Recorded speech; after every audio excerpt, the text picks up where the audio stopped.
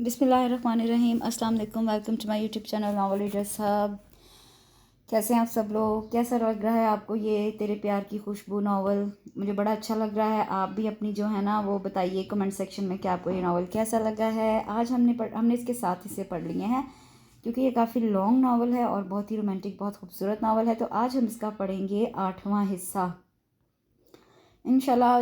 देखती हूँ फटाफट से ये कंप्लीट करके आपको दूँ। फिर आगे ईद भी आ रही है और ईद से रिलेटेड भी बहुत खूबसूरत से छोटे छोटे से नावल्स हैं जो मैंने आप लोगों को पढ़ के सुनाने हैं। तो चलिए स्टार्ट करते हैं। और इसके साथ ही मेरे चैनल को लाइक शेयर सब्सक्राइब ज़रूर करें क्योंकि अब वैसे व्यूज़ नहीं आ रहे जैसे पहले आते होते थे। तो काइंडली लाइक भी किया करें और कमेंट भी किया करें। चलिए स्टार्ट करते हैं तेरे प्यार की खुशबू 8वां हिस्सा। अब इजाज़त दीजिए। हनीना अफरीदी ने झुककर जहांरा को देखा था। हाँ बेटा, खैर से जाओ, मगर तुमसे एक रिक्वेस्ट और भी करनी थी। जी कहिए। मेरी लारविश से अगर नादानस्तगी में कोई गलती हो जाए तो नादानी समझ के माफ़ कर देना। इससे 20 साल तकलीफ़ों में गुजारे हैं, दुनिया की समझ नहीं है, सिर्फ घर की 4 दीवारी में इसने अपनी ज़िंदगी गुजारी। तुम बहुत ख्याल रखना मेरी लारविश का। जी बेहतर, अल्लाह हाफिज़। हनीना अफरीदी ने गाड़ी स्टार्ट की और तेज़ी से आगे बढ़ा ली। लारविश ने पीछे मुड़कर देखा था जहाँ आराम मौलवी साहब को पैसे देकर चौकीदार के साथ रुखसत कर रही थी और अब उनकी जाती हुई गाड़ी को देखने लग गई थी। वो लारविश अगलान की निगाहों से ओझल हो गई थी। लारविश ने चादर मुंह पर रखे बिना आवाज़ के एक बार फिर सिसक सिसक कर रोना शुरू कर दिया था। आसिया भाभी, नजमा ने हौले से पुकारा था। नजमा? आसिया भी लगती नजमा के गले से लग गई थी। नजमा, मेरा बच्चा, मेरा जमील अंदर आईसीयू में जिंदगी और मौत की जंग लड़ रहा है। सारे डॉक्टर्स नाउम्मीद हो चुके हैं। नजमा, अगर जमील को कुछ हो गया तो मैं भी मर जाऊंगी, जिंदा नहीं रहूंगी। उनका पूरा वजूद हिचकियों की जद में था। उनका रुआं रुआं तड़प रहा था, बिलक रहा था। अल्लाह न करे आसिया भाभी, नजमा भी तड़प के रह गई थी।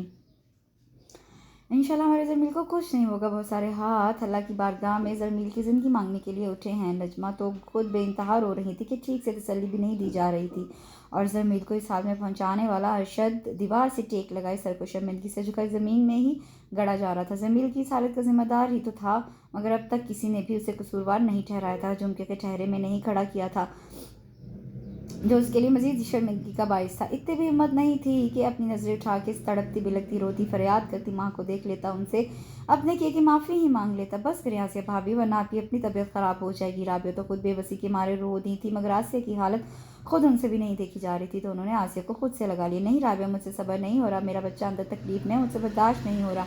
उनका रोना बंद ही नहीं हो रहा था, किसी पर सुकून नहीं आ रहा था। दिल अजीब वसवसों का शिकार था। डर खौफ अंदर कुंडी मार रहे थे कि कुछ अनहोनी ना हो जाए। मम्मी प्लीज़ संभाले खुद को, जमील भाई को कुछ नहीं होगा, वो ठीक हो जाएंगे। हीरा ने डेरी डेरी तसल्ली दी थी, वरना अंदर से तो वो भी बहुत खौफजदा थी। दिल रो रहा था, अपने भाई की ज़िंदगी की दुआ मांग रहा था। 12 घंटे के तवील इंतजार के बाद ऑपरेशन थिएटर से डॉक्टर्स निकले थे। सलीम अहमद, फहीम अहमद और आरफीन तेज़ी से आगे बढ़े थे। कैसी तबीयत है डॉक्टर जमील की? किस कदर बेसब्री थी उनके लबो लहजे में। शुक्र है उस रब्बुल इज़्ज़त का जिसने आपके बेटे को नई जिंदगी दी। डॉक्टर्स अपने कामयाब ऑपरेशन पर बहुत खुश थे। शुक्र है परवरदिगार का, तीनों ने अपने रब की बारगाह में सजदा अदा किया था। सलीम अहमद और फ़हीम अहमद तो फ़ौरन ही मस्जिद चले आए थे नफल शुक्राने के नमाज अदा करने, सदक़ात व खैरात अदा करने। वो अपने रब का जितना शुक्र अदा करते कम था। गरीबों मस्किनों को खैरात तकसीम की थी। ईदी में कितने ही दे के पहुँचाई थी। गो अपनी तिजोरियों के दिल खोल कर मुँह खोल दिए थे। सब ने अपने अपने तरीके से अल्लाह के हजूर शुक्राना अदा किया था। आसिया तो सजदे में गिर के हिचकियों से रो दी थी। उनका बेटा ज़िंदगी की जंग जीत चुका था। राबिया और नजमा ने भी जानमाज बिछाए शुक्राने के नफल अदा किए थे। इस सब के दौरान किसी को भी याले का कोई ख्याल नहीं आया था।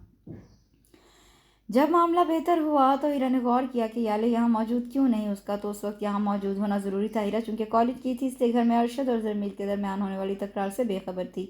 मम्मी याले कहाँ है? वो अस्पताल नहीं आई है क्या? हीरा को याले की गैर मौजूदगी पर बहुत अफसोस हुआ था। दुख तो सिमरन पर भी हुआ था क्योंकि जमील सिमरन को बहुत चाहता था। हीरा और सिमरन में कोई फ़र्क नहीं रखता था, फिर इन दोनों की गैर मौजूदगी उसके दिमाग में किसी गड़बड़ होने की घंटियाँ सी बजने लगी।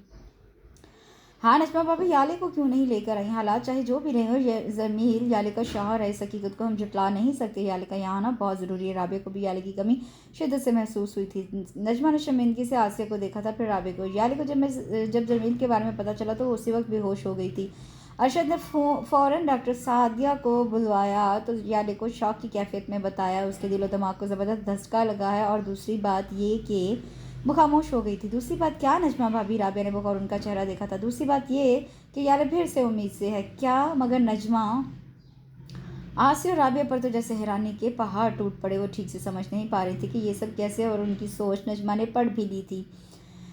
इस्लामाबाद में याले और जरमील एक साथ एक होटल और एक ही कमरे में 2 दिन साथ रहे थे। फिर नजमा से आगे कुछ नहीं कहा गया था। आसिया ने नजमा को देखा जरूर था, मगर सोचों के ताने बाने सिर्फ और सिर्फ एक ही नुक्ते से उलझे हुए थे कि अगर ऐसी बात थी तो बात यहाँ तक पहुंची तो फिर याले ने जरमील को छोड़ के अरशद का साथ क्यों दिया। फिर तो नजमा भाभी आप इसी वक्त घर जाएं याले के पास, यहाँ मैं हूँ, आसिया भाभी हैं, और फिर अल्लाह का बहुत बहुत करम है कि जरमील भी खतरे से बाहर हैं। राबे ने संजीदगी से नजमा को देखा था। हाँ, याले के पास मकसूम है, वो ख्याल रखेगी। अब फजर की अजान भी होने वाली है, फजर की नमाज अदा करके फिर जरमील को देखकर चली जाऊंगी। चलें ठीक है। राबिया और नजमा दोनों एक साथ वजू करने अंदर बढ़ीं। वो सुबह फजर की नमाज के बाद कराची की धूप में दाखिल हो गए थे। उसी वक्त हनीना अफरीदी की इतनी बुरी हालत थी कि उसे नहीं याद पड़ता था कि कभी इस हाल से भी गुजरा होगा वो। एक तो नींद, ऊपर से शदीद भूख ने उसे बिल्कुल जैसे तोड़कर रख दिया था। वो तो वैसे भी भूखा बहुत कच्चा था, और जो वो मजीद कोफ्त और बेजारी का शिकार था उसकी सबसे बड़ी वजह फ्रंट सीट पर बैठी बड़ी सी चादर में लिपटी ये लड़की, जिसे वो अब तक सिर्फ रोते हुए ही देख और सुन रहा था, जिसे चुप कराने की इससे जहमत भी गवारा नहीं की थी। प्लीज़ खुदा के लिए आप खामोश होंगी। आखिरकार वो लारविश के रोने से बुरी तरह थक चुका था, बेजार हो चुका था, मगर लारविश ने तो जैसे ना चुप होने की कसम खाई हुई थी। हनीना अफरीदी की भी बर्दाश्त अब खत्म हो गई थी। उसके सब्र का पैमाना लबरेज हो गया था। फॉर गॉड सेक चुप हो जाइए, वरना यकीन जानिए मैं आपको अभी और इसी वक्त इस गाड़ी से नीचे उतार दूंगा। बेच और सख्ती की सारी हदें तोड़ दी थी उस वक्त हनीना अफरीदी ने। लारविश उसके यूं धाड़े पर बुरी तरह सहम कर उसकी बुलौरी आंखों में तकने लगी, जहाँ जमाने भर की बेजारी थी। आई स्वेर, अगर आपकी मुझे इतनी सी भी आवाज़ आई तो मैं कोई लिहाज ना करूँगा और ना ही कोई रियायत। हनीना अफरीदी ने गुस्से से कहते हुए लारविश की सहमी सहमी खौफजदा हिरनी आंखों में बगौर देखा था, और फिर निगाहों का रुख फेर कर नजरें विंड स्क्रीन पर जमा दी थी। उसका जहन बुरी तरह थक चुका था, बल्कि उसका एक एक उस दुख रहा था, और पेट में अलग भूख से आंतें कुलहुअल्ला पड़ रही थी। उससे इतनी बड़ी गलती हो गई थी कि अब तक खाने पीने से भरा बैग घर ही भूल गया था, जो इतनी जल्दबाजी के निकाह के चक्कर में जहाँ रख के बेडरूम से उठाना ही भूल गया था। वो सोच भी रहा था कि किसी होटल में रुककर अच्छा सा हलवा पूड़ी का नाश्ता कर ले, मगर दिल शिद्दत से यही चाह रहा था कि जल्दी से घर आ जाए और अपने आराम दे बड़े से रूम में सुकून से भरपूर नींद के मजे ले। लारविश हनीना अफरीदी के सख्ती से डांटने पर चुप तो हो गई थी, मगर दिल अंदर से फिर भी खून के आंसू रो रहा था। दिलो दिमाग वहीं सिर्फ वहीं जहारा की तरफ अटका हुआ था। घर में सबको जब पता चलेगा तो जाने मामू मानी का बर्ताव कैसा होगा। लाला गुल तो उनको छोड़ेगी नहीं। इन्हीं दर्दनाक सोचों में घिरी थी कि वो पता ही नहीं चला कि घर भी आ गया। हनीना अफरीदी ने गाड़ी घर के दरवाजे पर आ रुकी थी। ऑटोमेटिक दरवाज़ा खुला था, गाड़ी अंदर दाखिल हो गई थी। लारुश नजर उठा के देखा, उसकी तो आंखें खुली की खुली रह गई। वो घर नहीं, कोई शानदार सा महल था। इतना बड़ा हरा भरा सा लॉन, जहाँ हर किस्म के फूलों के छोटे बड़े गमले करीने से रखे गए थे। पता नहीं कितने किस्म के तो दरख्त भी खड़े थे, जिसमें बहुत से किस्म के फल भी लगे हुए थे। सुबह सादे के वक्त यह हरा भरा सा मंजर आंखों को तरावट बख्श रहा था। एक सुकून सा अंदर उतर रहा था। रंग बिरंगे हर किस्म के फूलों और फलों का ये बड़ा सा बाग उस कदर हसीन और दिलकश लग रहा था कि वो इस सरसब्जी और हरियाली में खो सी गई थी। और इस कदर बड़े से सरसब्ज लॉन के बीच वो कांच, ईंट और मार्बल से बना हसीन तरीन आलीशान महल इस सरसब्ज शादाब हरियाली की शान इस कदर बढ़ा रहा था। इस महल का पोर्च ही इतना बड़ा था कि हर मॉडल की गाड़ियां वहां लाइन से खड़ी थी। जहारा ने बताया था कि ये लोग जद्दी पुश्ती रईस हैं। यूँ समझो दौलत, शहर, शहरत, इज्जत ये लोग ऊपर से ही लिखवा कर लाए हैं, मगर इतने अमीर होंगे वो तो तसव्वुर भी नहीं कर सकती थी। खुद उसको अपनी ज़ात बराबर में बैठे हनीना अफरीदी के सामने बहुत छोटी लग रही थी। कोई 2 मिनट तो लगे होंगे उन्हें मेन गेट से पोर्च तक आने में। ये सब बाद में तसल्ली और सुकून से देख लीजिएगा, क्योंकि अब आपको ज़िंदगी भर यही रहना है। ये सब आपका भी है, मगर फ़िलहाल प्लीज़ अभी अंदर चलें, क्योंकि मेरा स्टैमिना बिल्कुल ख़त्म हो गया है। हनीना अफरीदी की आवाज़ पर और उसके लफ्ज़ों पर वो जी भर के शर्मिंदा हुई थी। वो खुद अपने आप को दिल ही दिल में बुरा भला बोलने लगी थी।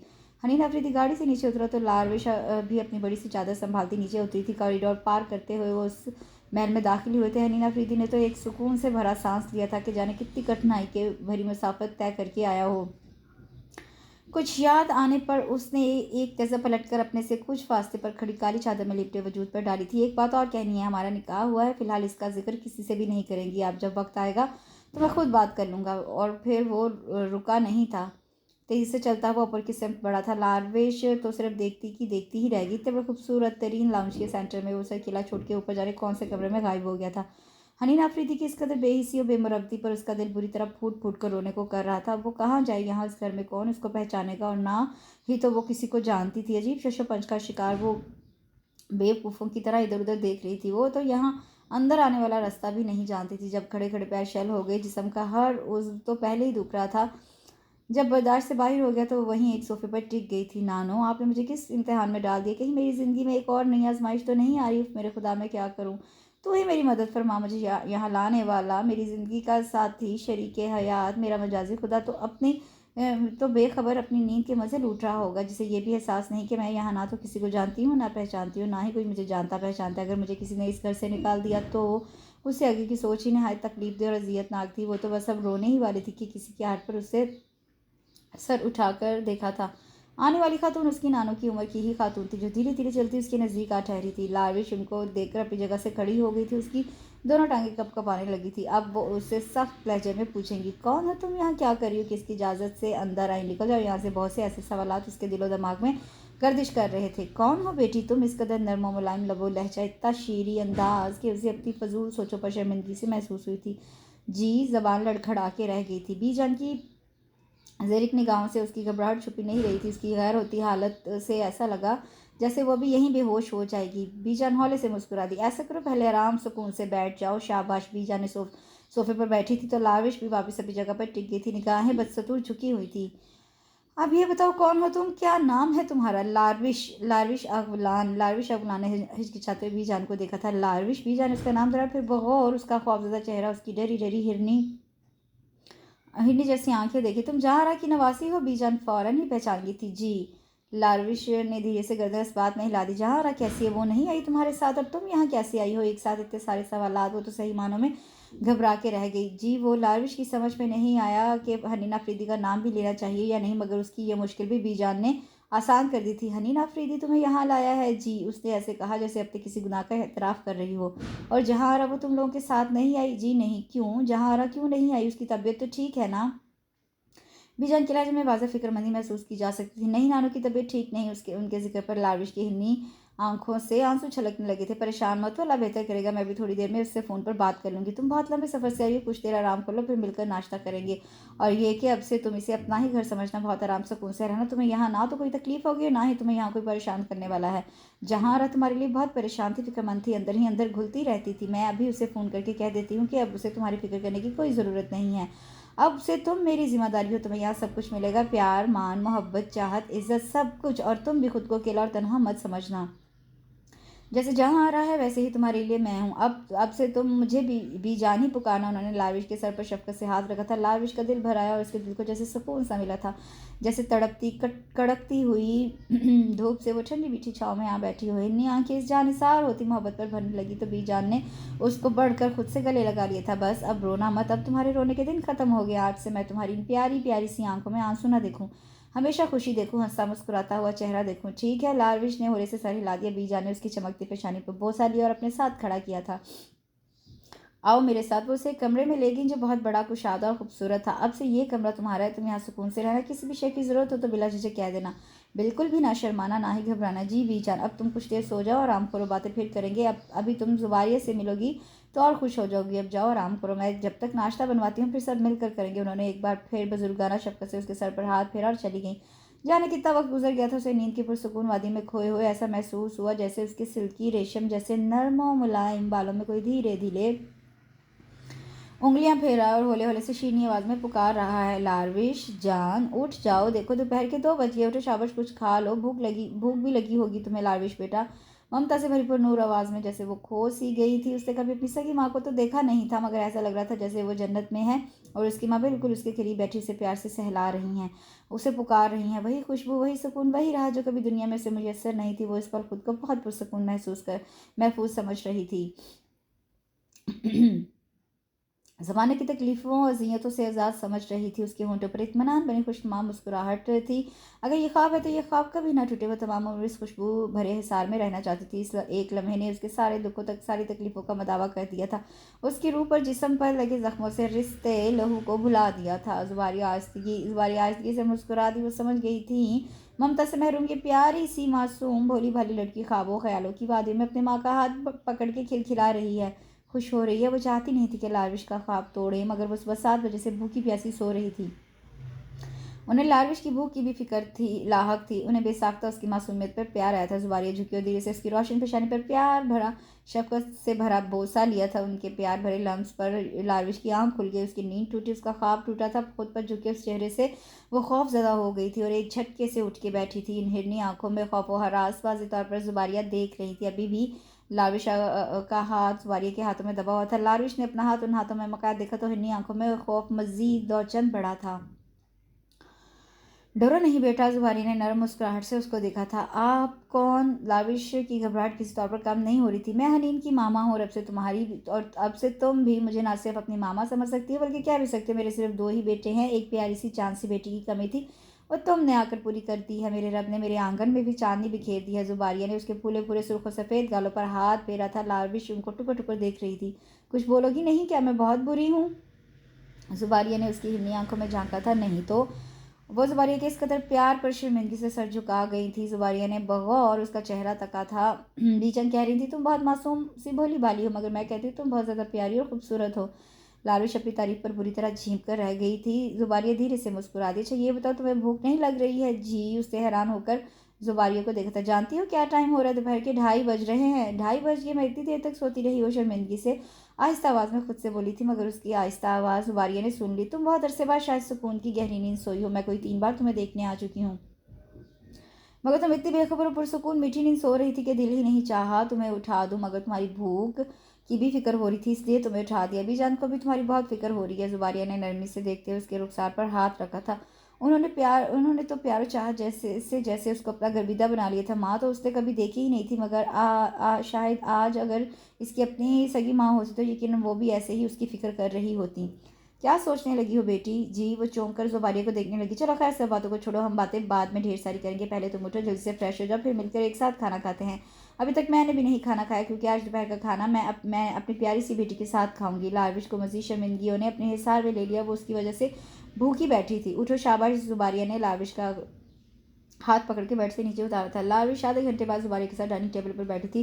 टेबल पर 3-4 डिशेस रखी हुई थी। बिरयानी, शामी कबाब, सालन में अचार गोश्त और हलीम भी था। मीठे में खीर और सवैयाँ थी। उसके अलावा हॉटपॉट में तंदूर की और घर की बनी रोटियां भी रखी हुई थी। अब पता नहीं ये सब उसके लिए तमाम था या रोज़ का मामूल था। चलो बेटा, लारविश बिस्मिल्लाह करो। लारविश तो जैसे शर्मा झिझक से ज़मीन में ही गड़ी जा रही थी। वो तो पहले भी इतनी खाने की शौकीन नहीं थी, मगर जुबारिया की ज़ेरिक निगाहों ने उसकी शर्मा हया पड़ ली थी, इसलिए उन्होंने खुद उसकी प्लेट में मटन बिरयानी और कबाब रख दिया था। आंटी ये बहुत ज़्यादा है। जुबारी ने तकरीबन उसकी प्लेट बिरयानी से भर ही दी थी। पहली बात तो ये कि तुम मुझे आंटी नहीं करोगी, दूसरा ये है कि तुम सुबह की भूखी हो। मैं जानती हूँ तुम शर्मा रही हो, इसलिए तुम यूँ समझ लो आज से कि माँ बेटी अपनी माँ के पास आ गई और उसके साथ खाना खा रही है। इसलिए हर शर्म हया एक तरफ रखो और बिला झिझक खाना पेट भर के खाओ।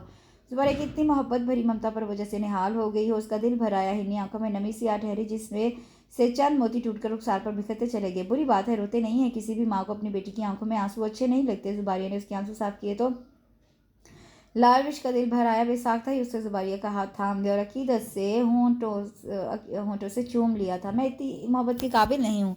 ये लो तुम मेरे दिल से पूछो कि तुम किस काबिल हो। तुम्हारी मेरे दिल में कितनी कदर है। मैं तो अपने रब का जितना शुक्र अदा करूँ कम है कि बेटी के लिए तरसी हुई माँ को एक पली पिलाई बेटी मिल गई है। जुबारिया ने उसका मान बढ़ा दिया था। ममता के प्यार की खुशबू को तरसी लारविश को एक माँ एक उसकी ममता भरी खुशबू मिल गई थी। अब शाबाश, रोना बंद करो। यूँ रोकर तुम मेरा भी बहुत दिल दुखा रही हो।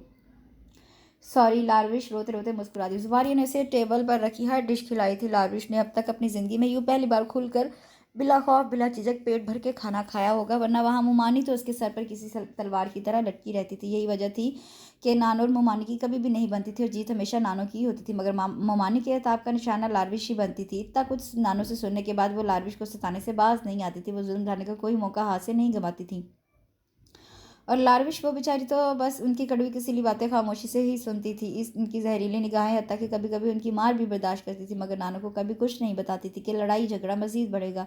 इसलिए चुपचाप रात को जहारा के बराबर में आकर लेट जाती थी। मगर जहारा भी एक जहां दीदा जीरक नजरें रखने वाली खातून थी, फ़ौरन पहचान जाती थी। लारविश को यहाँ 3 दिन हो गए थे और 3 दिन में जितनी मोहब्बत उसे जुबारी और बीजान से मिली थी उसका उसने तसव्वुर भी नहीं किया था।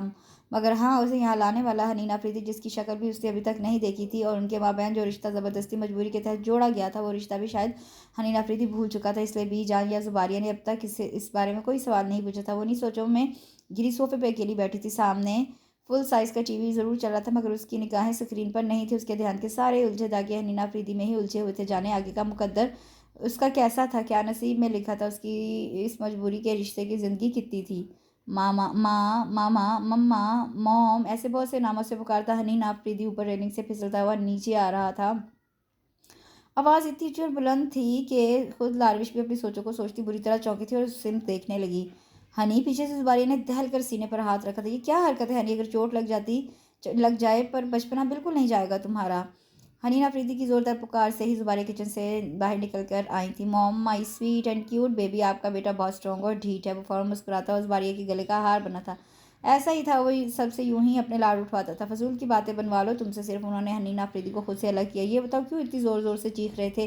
पहले आप ये बताइए मेरे रूम में कब आई थी। मेरा ख्याल है 3 दिन पहले। क्यों, जब ये हाल है मेरे रूम का। जुबारिया उसका इशारा अच्छी तरह समझ गई थी। इस घर में इतने मुलाजिम रखे मगर किसी को जहमत नहीं होती कि मेरे रूम की सुथराई ही कर दे। खूब सर पर चढ़ाया हुआ है आप लोगों ने उनको। हनीना अफरीदी बकायदा नाराज़ हो रहा था।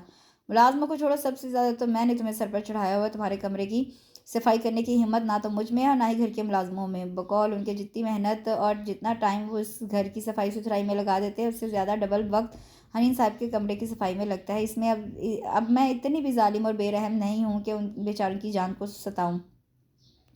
इसलिए मैंने खुद ही उन लोगों को मना कर दिया कि आज से वो सिर्फ यहाँ की सफाई सुथराई करेंगे, कोई भी हनी के कमरे में नहीं जाएगा। Mom, it is not fair. Know my sweet child, it is fair.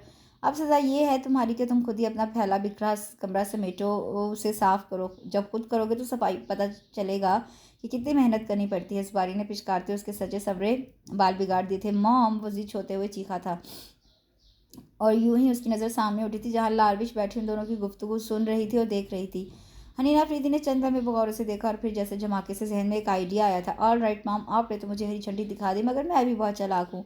उससे जुबारिया के गाल पर उंगली बजाई थी। क्या मतलब। जुबारिया ने ना समझी कि कैफियत में हनीना अफरीदी को तका था, जो एक सर्द सांस खींचता हुआ चलता हुआ लारविश से चंद कदम के फासले पर आ ठहरा था। लारविश, जो हनीना अफरीदी को बगौर तक रही थी, बुरी तरह झीम के रह गई और अपनी हिरनी आंखें नीचे मार्बल के बड़े फर्श पर टिका दी। मॉम, हमारे घर में चूंकि मुलाजमों की कमी तो नहीं है, इसलिए यकीनन लारविश घर का कोई काम नहीं करती होगी और ना ही आप इससे कोई काम करवाती होंगी। हनीना अफरीदी पुरसोच अंदाज में इसकी झुकी निगाहों को तकने लगा था। बिल्कुल दुरुस्त कहा तुमने, और मैं और लारविश से इस घर का कोई काम करवाऊंगी भी नहीं। जुबारिया हनीना अफरीदी की सोच पड़ चुकी थी। वो तेजी से चलती हुई इन दोनों के पास आकर रुकी थी। तो ठीक है, आज से लारविशी मेरे बेडरूम की सारी सफाई करेगी। बिला झिझक, बिना शर्म के हनीन ने उससे पूछा नहीं था, बल्कि अपना हक समझकर हुक्म सादर किया था। नहीं हनी, ये बहुत गलत बात है। लारविश इस घर का कोई काम नहीं करेगी। लारविश मेरी बेटी और मैं अपनी बेटी से कोई काम नहीं करवाऊंगी। जुबारिया ने सख्ती से हनीन को कहा था। और जो तुम्हारे कमरे की हालत होती है उससे तो मुझे वहशत होती है। लारविश ठहरी धान पांसी छोटी सी नन्ही जान, तुम्हारे कमरे की सफाई करवा के मुझे अपनी बेटी को बीमार नहीं करना। जुबारी को हनीना अफरीदी की बात बिल्कुल पसंद नहीं आई थी। वो भरपूर उस वक्त लारविश गुलाम की ही वकालत कर रही थी। मॉम, आपकी ये छोटी सी नन्ही सी जान ने वहाँ कोयटा में अपने बहुत बड़े घर को खूब अच्छी तरह चमकाया हुआ था, वो भी किचन समेत, मगर यहाँ लारविश सिर्फ मेरे कमरे की सफाई कर लेगी। आज से ये इसकी जिम्मेदारी है। नहीं हनी, मैं ऐसा नहीं होने दूंगी। ठीक है, मैं एक मुलाजमा सिर्फ तुम्हारे कमरे के लिए रखवा दूंगी। नो मॉम, मैं किसी पर भी भरोसा नहीं करूंगा। मेरे कमरे की सफाई अगर करेगी तो सिर्फ और सिर्फ लारविश ही करेगी। बस अब ये मेरा आखिरी फैसला है। अगर मसला लारविश की सैलरी का है तो मैं उसे अपनी पॉकेट मनी से दे दूंगा। हनी, जुबारिया को हनीना अफरीदी का यूं कहना सख्त नागवार गुजरा था। और यहाँ लारविश, जो हनीना अफरीदी के यहाँ आने पर उससे बात करने पर खुशफहमियों के समंदर में गोताजन थी, आसमानों पर उड़ने लगी थी कि हनीन ने उसे याद रखा हुआ है, उसका नाम याद है। मगर हनीना अफरीदी की आखिरी बात ने उसे अर्श से फर्श पर लाड़ पटका था, उसके मुंह पर जोरदार तमाचा मारा हो। आप मुझे सैलरी मत दीजिएगा, मैं आपके कमरे की सफाई कर दिया करूंगी। लारविश ने नहायत अफसरदगी से कहा। जुबारे ने लारविश की अफसरदगी को गहराई से नोट किया था। बस डन, तो फिर अभी जाइए और मेरे कमरे की सफाई कर दें, जो बहुत ज़्यादा फैला और बिखरा हुआ है। हनी, जुबारिया ने कुछ कहना चाहता। मॉम प्लीज़, लारविश को कोई एतराज़ नहीं है, आप भी कुछ नहीं कहेंगे। और अब मुझे देर हो रही है, समिया ज़ैदी मेरा वेट करी होगी। हम आज साथ लंच करने वाले हैं। इसका काम हो गया था, अब उसका यहाँ ठहरना कोई मायने नहीं रखता था, इसलिए ये जा वो जा। मगर पीछे से जुबारी आवाज़ ही देती रह गई। मॉम, बाद में बात करेंगे। हनीन तेज़ी से बाहर निकला था। लारविश हनीन ने जो कहा है उसकी एक नहीं सुनना और ना माना। तुम्हें कोई ज़रूरत नहीं है हनीन के कमरे की सफाई करने की। जुबारी ने लारविश को तनबीह की थी। मामा, कोई बात नहीं है, फिर मैं सारा वक्त फारिग ही तो बैठी रहती हूँ। अच्छा है, कुछ टाइम ही कट जाएगा। लारविश ने नरमी से जुबारिया के हाथ आवे थे। मेरी जान, अगर तुम उसका कमरा देखोगी तो परेशान हो जाओगी। हनीन बहुत फैलाता है अपना कमरा, वहशत होती है देखने से ही। जुबारिया हर तरह से उसे मना करना चाह रही थी। मामा, मुझे आदत है काम करने की, मैं कर लूँगी, आप फिक्र मत करें। ज़बरदस्ती की मुस्कुराहट अपने लबों पर सजाई थी, वरना दिल तो हनीन की बातों पर बहुत दुखा था। जुबारिया उसी स्ना में वहाँ से अपने कमरे से बीजा निकल कर आई थी। जी बीजान कहिए। जुबारिया ने पलट कर देखा था। बीजान वही आ रही थी। बेटा वो बच्चा है ना, क्या नाम है उसका जिसका एक्सीडेंट हुआ, जो अस्पताल में एडमिट है? बीजान मेरा ख्याल है आप जरमील की बात कर रही हैं। हाँ वही बच्चा। समझ बता रहे थे कि इस बच्चे को बहुत चोटें आई हैं। मैं सोच रही थी तुम अस्पताल चली जाओ अभी ड्राइवर के साथ, फिर जब वो घर आ जाएगा तो मैं घर चली जाऊंगी उस बच्चे को देखने। जी बेहतर बीजान, जैसे आपका हुक्म। हाँ बेटा, हमारे नबी सल्लल्लाहु अलैहि वसल्लम का फरमान है कि मरीज़ की इयादत करने ज़रूर जाना चाहिए। जी दुरुस्त कहा आपने बीजान। मैं यूँ करती हूँ कि अभी कुछ ही देर में निकलती हूँ। ठीक है, मगर साथ फ्रूट्स और जूस वगैरह लेती जाना। यूँ खाली हाथ जाना कुछ मुनासिब नहीं लगेगा बीजान। आप ना भी कहती तो मैं ये सब लाजमी लेकर जाती। मुझे तुम पर यकीन है जुबारिया। बीजान होले से मुस्कुरा दी। अच्छा, एक ज़रूरी काम और भी करती जाना। रास्ते में ईद ही पड़ता है, वहाँ देने के लिए मैंने कुछ कपड़े वगैरह निकाले हैं और एक 10,000 का चेक भी है। ये सब वहाँ देती जाना, देती हुई चली जाना। ये हमारा फ़र्ज़ है। अल्लाह रब्बुल इज़्ज़त ने हमें इतना नवाजा है तो हमें गरीबों बेसहारा यतीमों का ख्याल रखना चाहिए। अल्लाह भी खुश होगा, उसका नबी सल्लल्लाहु और उसका नबी सल्लल्लाहु अलैहि वसल्लम भी खुश। ठीक है बीजान, आप दे दीजिए, मैं ये काम करती हुई चली जाऊंगी। जुबारिया ने अकीदत से बीजान को देखा था। जब से वो शादी होकर आई थी उन्हें नहीं याद पड़ता था कि बीजान हर माह खती रकम से और बहुत से कपड़े वगैरह देना भूली होंगी। वह हर ज़रूरतमंद की मदद किया करती थी। उनसे जो हो सकता था वो करती थी। किसी गरीब यतीम लड़की की शादी का सुन लेती थी तो पूरी शादी का इंतज़ाम, यहाँ तक कि उसका जहेज़ भी खुद ही दिया करती थी। और यही आदत खुद जुबारिया ने भी अपना ली थी। वो भी चुपके से ऐसे बहुत से नेक काम करती रहती थी जिससे उन्हें खुशी मिलती, रहा तो सुकून मिलता। और यही नहीं, अल्लाह रब्बुल इज़्ज़त ने उन पर, उनके घर पर, उनकी औलाद पर भी बहुत करम किया था। बहुत कुछ नवाजा था उन्हें अल्लाह ने, जिसका वो जितना शुक्र अदा करती कम था। जुबारिया बीजान के कहने पर ड्राइवर के हमरा जरमील को देखने अस्पताल के लिए निकल गई थी। उधर लारविश भी उठी थी। हनीना प्रीति के हुक्म पर आज से उसके बेडरूम की सफाई सुथराई उसकी जिम्मेदारी थी, जिसे वो बखुशी कबूल कर चुकी थी। लाविश हनीन के कमरे में दाखिल हुई। वहाँ के मंजर ने एक लम्हे के लिए उसे चकरा कर रख दिया था। उफ मेरे खुदा, इस कदर गंदा कमरा, इसका इस कदर फैले हुए कमरे में यकीनन उसका दम घुटता होगा। जब भी तो उससे जल्दी से लारविश को अपने कमरे की सफाई का हुक्म दिया। और ये जा वो जा। लारविश ने उसके बेडरूम में कदम रखा और पूरा कमरा बगौर देखने लगी। या अल्लाह, सफाई की शुरुआत कहाँ से करूँ, इतना फैला हुआ हो रहा है ये कमरा तो। वो मुँह में बड़बड़ाई थी। फिर नज़र थ्री डोर अलमारी की सिमत जा ठहरी, जिसके तीनों दरवाजे खुले हुए थे और कोई ऐसा सूट नहीं था जो उसके अंदर तरीके से रखा हुआ हो। अलमारी से सारे हैंगर नीचे कारपेट पर बेदर्दी से पड़े हुए थे और उसकी बेशुमार टी शर्ट भी अपनी बेदर्दी पर मातम की ना थी। यही हाल नीना अफरीदी की जीन्स का था। सारी की सारी अलमारी से बाहर कुछ सोफे पर लटकी पड़ी थी और कुछ कांच की टेबल पर। गो के कमरा बहुत बड़ा और कुशादा था, मगर कोई भी शय अपनी जगह पर नहीं थी। और सबसे बढ़कर पूरे कमरे में कलोन और परफ्यूम की मिली जुली महक ने उसके दिमाग पर असर किया। ये खुशबू नतनों से गुजरती उसके दिमाग पर लग रही थी, जिससे उसके सर में हल्का हल्का सा दर्द उठना शुरू हो गया था। इसलिए उसने सबसे पहले ये काम किया कि बाहर की जानिब खुलती ग्लास डोर को खोला ताकि ये खुशबू हवा के जरिए बाहर जाए। उसके अलावा पंखे की स्पीड भी तेज़ कर दी थी। कमरे की हालत तो यही बता रही थी कि सालों से सफाई सुथराई नहीं हुई है। अब सफाई की जिम्मेदारी तो उसके सर हो ही गई थी। उसने कमर कस ली। सबसे पहले अपना बड़ा सा दुपट्टा उतार के एक साइड पर रखा। अलमारी की सिमत बड़ी, जो कपड़े तय करने वाले थे वो सब तय करके तरीके उस तरीके से अलमारी में रखती चली गई। और जो इस्त्री करने वाले थे वो सब आयरन स्टैंड पर रखे। कोई 2 घंटे में अलमारी के कपड़ों की सेटिंग तो हो गई। अब बारी थी कमरे की सफाई की। लगता है खाने पीने का हद दर्जा शौकीन है। लारविश ने ढेर सारे चिप्स चॉकलेट के रैपर्स उठा के एक बड़ी सी शॉपर में डाले। फिर जो बेतरतीब हालत हो रही थी चीज़ों की वो सही करने लगी। जाने ये कमरे को इस्तेमाल करता है या कमरे की इन चीज़ों से फाइटिंग करता है। कितने ही घंटों के बाद कमरे की अच्छी खासी शक्ल निकल आई थी। उससे एक शुक्राने का सांस भरा और मुँह हाथ धोने के लिए वॉशरूम की सिमत बढ़ी। उसने दरवाज़ा खोला और अपना सर पकड़ लिया। ओ नो, खूबसूरत सा टाइल और मार्बल से मुज़य्यन वॉशरूम तक फैला के रखा हुआ था। जुबारी यदि सेंटर से होती हुई अस्पताल तक आई थी। जरमील की आदत को उनका ड्राइवर हाथ में बेशुमार अलग अलग किस्म के फ्रूट्स और मुख्तलिफ किस्म के जूस के फ्लेवर का शापर लिए उनके पीछे पीछे चल रहा था। रिसेप्शन से पता करती वो वहाँ स्पेशल रूम में पहुंची थी। दरवाजे को नॉक किया तो हीरा ने ही दरवाज़ा खोला था। अस्सलाम वालेकुम, हीरा ने सलाम किया था, मगर वो उन्हें पहचानी नहीं थी। वालेकुम अस्सलाम, जुबारी ने नरमी से जवाब दिया। वो अंदर आगे सामने ही चेयर पर आसिया बैठी थी। वो जुबारी को देखकर खड़ी हो गई थी। अस्सलाम वालेकुम। वालेकुम अस्सलाम, कैसी हैं आप? मैं अपने इकलौते बेटे को ऐसी हालत में देख देख के जी रही हूँ। वो ममता से चूर आंखें अभी तक खुश्क नहीं हुई थी। सबके इतना समझाने पर भी दिल पर सिल तो रख ली थी, मगर वो एक माँ थी जिसका इकलौता लखते जिगर जख्मों से चूर, प्लास्टर पट्टियों में जकड़े बेहिस्सो हरकत पलंग पर लेटा था। सब्र कीजिए, इंशाल्लाह अल्लाह बेहतर करेगा। बहुत जल्द जरमील फिर से अपने पैरों पर खड़े होंगे, बिल्कुल सेहतमंद और तंदुरुस्त होकर उठेंगे। जुबारिया ने आसिया को खुद से लगा लिया था और जुबारिया का सहारा पाकर आसिया फिर से बिखर गई थी और बिलक बिलक कर रोने लगी थी। आसिया की बिखरती हालत देखकर हीरा करीब आई थी। मम्मी प्लीज़ मत रोइए, वरना फिर से आपकी तबीयत ख़राब हो जाएगी। हीरा ने आसिया के कंधे पर हाथ रखा, बड़ी मजबूती से खुद को संभाला हुआ था, वरना अपने चहीते भाई जरमील को इस हालत में देखकर तो उसका दिल भी खून खून होता था। बहुत दिल करता था कि फूट फूट के रोए, मगर आसिया के ख्याल से खुद पर पत्थर बांध लेती थी। आसिया बुरी बात इस तरह नहीं रोते, आप तो बहुत बहादुर और हिम्मत वाली है, अगर आप ही हिम्मत हार देंगी तो जरमील को कैसे संभालेगी। जुबारिया ने हौले हौले उनकी पुश्त को सहलाया था जो संभल ही नहीं रही थी। अच्छा इधर देखिए मेरी तरफ। जुबारिया ने आसिया को दोनों शानों से थामकर आसिया से खुद से अलग करके अपने मुकाबल किया था। आसिया ने रोती आंखों से उनको देखा था। आप कमज़ोर तो नहीं है ना, मैं ये भी जानती हूँ कि इकलौता लखते जिगर नूरे नज़र जवान जहान बेटा जब अस्पताल के बेड पर पट्टियों में जकड़ा पड़ा हो तो माँ के दिल पर क्या गुजरती है, उसका दिल कैसे टुकड़े टुकड़े होता है। आंखें खून के आंसू रोती हैं। मगर आसिया इस वक्त आपको खुद को बहादुर मजबूत होना होगा। अपने बेटे के लिए दुआ करें वो जल्द अज जल्द सेहतियाब होकर घर जाएं। इस तरह रोने से तो ना सिर्फ आपकी अपनी तबीयत खराब होगी बल्कि आपके अपने इर्द गिर्द आपको चाहने वाले भी परेशान हो जाएंगे। नर्म और लबो लहजे में वो आसिया को समझा रही थी कि सामने खड़ी हीरा उनको देखती ही देखती रह गई। मैं ठीक कह रही हूँ ना। उन्होंने आसिया के मुरझाए हुए चेहरे को देखा था। आसिया सिर्फ सर ही हिलाकर रह गई थी। चले शाबाश, अब रोना बिल्कुल भी नहीं है। जुबारिया ने अपने रुमाल से आसिया की भीगी आंखें और भीगा चेहरा खुश किया था। अब प्लीज़ बैठिए ना। आसिया को जब एहसास हुआ कि वो अब तक खड़ी है और इनकी वजह से परेशान भी है तो शर्मिंदगी चेहरे से छलकने लगी थी। बैठ जाऊंगी और आप भी बैठिए। जुबारिया ने आसिया के चेहरे की शर्मिंदगी भांप ली थी मगर वो उन्हें शर्मिंदा नहीं देखना चाहती थी, इसलिए उन्हें लिए वही चेयर्स पर विराजमान हो गई थी दोनों। अरे जुबारिया की नज़र साइड में खड़े फ्रूट्स और जूस की शॉप पर हाथ में लिए अपने ड्राइवर पर पड़ी थी। हीरा हीरा बेटा, इनसे ये सारे फ्रूट्स और जूस की शॉपर्स ले ले। हीरा जो अभी तक उनके लबो लहजे के शहर में खोई हुई थी एकदम चौंक कर उनको देखने लगी थी। जी। हीरा ने ड्राइवर से वो सारे शॉपर्स लिए और बेड की साइड टेबल पर रख दिया। इन सब की क्या ज़रूरत थी। जुबारिया आसिया वैसे ही शर्मिंदगी का शिकार थी। मज़ीद इतने फ्रूट्स और जूस के शॉपर्स देख कर बोलने लगी। हमारे बेटे जरमील को ज़रूरत है। जुबारिया हौले से मुस्कुराकर बेड पर बेखबर सोते जरमील को देखने लगी थी और उसकी सलामती और सेहतियाबी की दिल से दुआ गो थी। जरमील अस्पताल से घर आ चुका था। याले ने ऊपर रेलिंग के पीछे से उसे इस तरह झांक कर देखा कि वो किसी को नज़र नहीं आ सके। जरमील की हालत देखकर उसने अपना दिल थाम लिया था।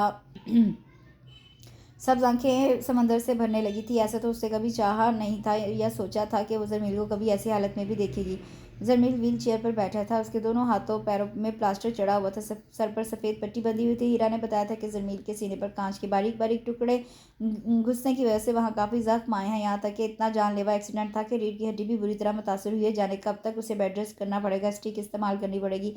फिलहाल तो वो अभी चलने फिरने से ही माजूर रहेगा। याले ने वक़ौर उसके चेहरे को देखा। चंद हफ्तों में ही उसकी रंगत बिल्कुल सफ़ेद पड़ गई थी, जैसे जिस्म में खून का एक कतरा भी ना हो। सुरमई कांच में एक जहाँ की जो उसने चमक देखी थी वो बिल्कुल मान पड़ चुकी थी। याले से तादे जरमील की यह हालत नहीं देखेगी। वो अपनी सिसकियाँ दबाती अपने होठों पर हाथ रखती थी जिससे अपने बेडरूम में भागी थी और दरवाज़ा अंदर से लॉक्ड करके ज़ारो कतार बिलक बिलक कर रोने लगी थी। आरफिन उसकी व्हीलचेयर घसीटता हुआ उसके बेडरूम तक लाया था। नहायत ही आराम से जमील को चेयर से उठा के उसके बिस्तर पर लिटा दिया और ब्लैंकेट उसके सीने तक डाल दिया था। मेरी जान, कुछ दिन और अस्पताल में रुक जाते तो बेहतर ट्रीटमेंट हो जाती। आसिया ने बड़ी मुश्किल से अपने दिल को संभाला हुआ था। नहीं मम्मी, मैं ज़्यादा इजी फील घर में ही करूँगा। वैसे जरमील, बड़ी मामी कुछ गलत भी नहीं कह रही मगर तुम अपनी ज़िद के आगे किसी की भी नहीं चलने देते हो। आरफिन की ने आसिया की बात की तायीद की थी। जरमील ने कुछ नहीं कहा बल्कि खामोशी से आंखें मूंद दी, होठों को आपस में सख्ती से भींच लिया। शायद उसे तकलीफ ज़्यादा हो रही थी जो आरफिन ने फ़ौरन नोट कर लिया था। जरमील, ज़्यादा दर्द हो रहा है तो डॉक्टर को यहीं बुलवा लूँ। आरफिन ने झुककर पूछा। नहीं, मैं ठीक हूँ। जरमील ने अपनी तकलीफ को दबा दिया था। ऐसा है जरमील, कुछ पहले सूप पी लो, फिर ये दवाई मैं खुद खिलाऊंगा। अरशद जरमील के पास ही जगह बना के बैठ गया था। नहीं, इस वक्त मेरा किसी चीज़ को खाने को या पीने को दिल नहीं जा रहा। जरमील ने साफ इनकार कर दिया। मगर यार, ये दवाई खानी भी तो ज़रूरी है। अरशद ने उसके हाथ पर हाथ रखा। ताई मम्मी, आप सूप लेकर आए, मैं खुद जरमील को पिलाता हूँ, वरना ये तो यूं ही इनकार करता रहेगा। अरशद ने पास खड़ी आसिया से कहा जो फ़ौरन बाहर निकली थी क्योंकि वो खुद भी चाह रही थी कि जरमील कुछ खा ले तो दवाई लेकर सुकून की नींद सोए। आरफिन ने बगौर अरशद को देखा था। वो ऐसा ही था, गुस्से का जितना तेज़ और जज्बाती सही मगर दिल का बहुत साफ शफाफ था। अपनी गलती फ़ौरन तस्लीम कर लिया करता था और सबसे अच्छी बात की गलती मानकर माफ़ी भी मांग लिया करता था। सब भी उसकी जज्बाती आदत से वाकिफ़ थे। जरमील से अब तक वो 1000 बार तो माफ़ी मांग ही चुका होगा। यार जमील, तुमने मुझे अभी तक माफ़ नहीं किया ना, क्यों मुझे शर्मिंदा करते हो। बार बार जो होना था वो हो गया और हमें वही मिलता है जो हमारी किस्मत में लिखा होता है। फिर मेरे नसीब में ये तकलीफ़ें लिखी थी सो मुझे मिल गई। उसने ज़बरदस्ती की मुस्कुराहट होंठों पर सजाई थी। तकलीफ़ की शिद्दत इस कदर थी, ना तो बोला जा रहा था ना ही मुस्कुराने की सकत, और उसे शिकायत किसी से थी भी नहीं सिवाय याले के। वो उसे सख्त नाराज़ था कि उसकी शक्ल भी देखने का रवादार नहीं था। बेशक अगर वो सामने आ भी जाती तो उसके टुकड़े टुकड़े कर देता। इसलिए उसकी बेहतरी इसी में थी कि वो उसके सामने ही ना आए। उसी दौरान आसे सूप लेकर आई थी आरफिन और अरशद ने ज़बरदस्ती से सारा सूप पिला दिया था और दवाई खिला के चेहरा साफ करके आराम से लिटा दिया था। कुछ ही देर में जरमील सुकून की नींद, गहरी नींद सो चुका था। वो तीनों उठकर कमरे की लाइट ऑफ करके बाहर निकल गए थे। अस्सलाम वालेकुम। राबे टीवी लाउंज में बैठी टीवी देख रही थी कि अचानक किसी के सलाम करने पर उन्होंने पलट कर देखा, वहाँ कोई लड़की खड़ी थी। राबे ने भगौर उसका चेहरा देखा था, ऐसा लग रहा था जैसे पहले भी उसे कहीं देखा है, मगर कहाँ कुछ याद नहीं आ रहा था। वालेकुम अस्सलाम। राबे ने टीवी का वॉल्यूम ऑफ कर दिया था।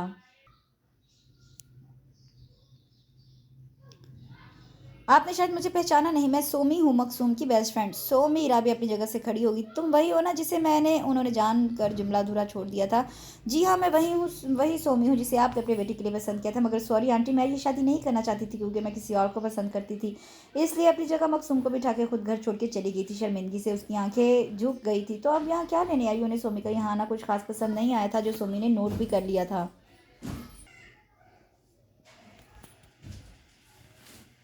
तो अब यहाँ क्या लेने आई हो? उन्हें सोमी का यहाँ आना कुछ खास पसंद नहीं आया था, जो सोमी ने नोट भी कर लिया था। मैं आप सबसे माफ़ी मांगने आई हूँ। माफ़ी तो तुम्हें मकसूम से मांगनी चाहिए, जिसे तुमने ना सिर्फ धोखा दिया है, बल्कि तुम्हारी वालदा ने भी यहाँ आकर ना सिर्फ उस पर इल्ज़ाम तराशे किए हैं, बल्कि मारने और बेइज्जती करने में कोई कसर नहीं उठा रखी है। ऐसे ऐसे रकीक अल्फाज उसके लिए इस्तेमाल किए हैं जो हम जैसे पढ़े लिखे तहजीब याफ्ता लोगों पर सूट नहीं करते। नरमो मुलायम लबो लहजे में उन्होंने अपने दिल की भड़ास निकाल दी थी। आई नो आंटी, और इसीलिए मेरी मम्मी आप लोगों से मिलने आना चाह रही थी, मिलने आना चाह रही हैं। मगर वो किस लिए? क्योंकि उन्होंने जो किया वो मेरी वजह से ही किया था। मैं इस शादी के लिए कतई तौर पर राज़ी नहीं थी, मगर मम्मी मेरी एक बात सुनने को तैयार नहीं थी। वो मेरी शादी ज़बरदस्ती आरफिन से करना चाहती थी, और मैं जानती थी कि इस शादी से ना तो मैं खुश रहती और ना ही आरफिन को खुश रख सकती थी। यही वजह है कि मुझे ये इंतहाई कदम उठाना पड़ा था, और तुम्हारी इस इंतहाई कदम की वजह से किसी की खुददारी, किसी की अना का कितना बड़ा नुकसान हुआ है, कुछ इल्म है तुम्हें?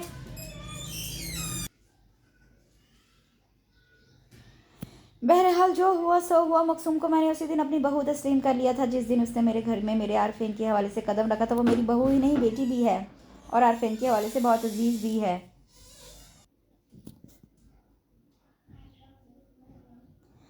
उसकी मुझे बहुत खुशी है आंटी कि मकसूम यहाँ खुश है, पुरसुकून और मुतमईन है। सोमी खुशी से मुस्कुरा दी, उसका दिल पुरसुकून हो गया था मकसूम की तरफ से। और राबी आंटी से मिलकर तो और खुशी भी हुई थी, और बेफिक्र भी कि मकसूम का मुस्तकबिल मजबूत है।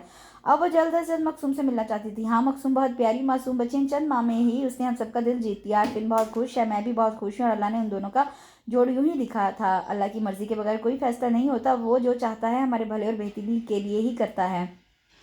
तुम मकसूम की बेस्ट फ्रेंड और पहली बार आई हो, तो ऐसे मत जाना। राबिया को सोमी से कोई शिकायत नहीं थी। वो भी यही सोचने लगी थी, अगर खुदा न खास्ता सोमी की शादी ज़बरदस्ती आरफीन से हो जाती तो शायद आज जो हालात है वो सोमी के यहाँ आने से नहीं होते। और ये राबिया की नज़र पीछे साइड पर खड़े चुपचाप उस शख्स पर पड़ी जो सोमी के साथ आया था। ये मेरे हस्बैंड है आज़म। सोमी की नज़र अपने पीछे खड़े आज़म पर पड़ी, मगर वो नज़र जैसे पथरा के रह गई थी, क्योंकि आज़म के पीछे ही मकसूम खड़ी थी, और उसकी सुर्ख चेहरे और भीगी आंखों से पता चल रहा था कि वो उनकी सारी बातें सुन चुकी है। राबिया की भी सोमी के साथ ही मकसूम पर नजर पड़ी थी।